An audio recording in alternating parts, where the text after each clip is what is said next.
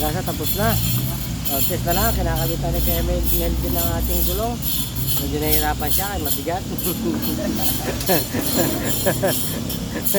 Medyo nahihirapan siya dahil mabigat ang gulong.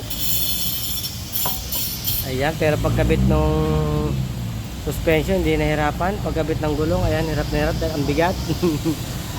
So, test na lang mga kagrasa, tapos na ang ating Suzuki. Basic lang itong mga kagrasa. Under chassis muna tayo. Wala pa tayo mga troubleshooting. CRDI, Starex, Ford, wala pa tayo mga ganon. Pero mga basic lang naman gawin ng mga Ford Panda rin. Mga basic lang sa atin yan. Lalo na ba yan tayong gamit ng mga magagandang klaseng pang scan, pang pang reprogram. Walang kahirap-hirap lahat ng sasakyan mga kagrasa ng tandaan nyo.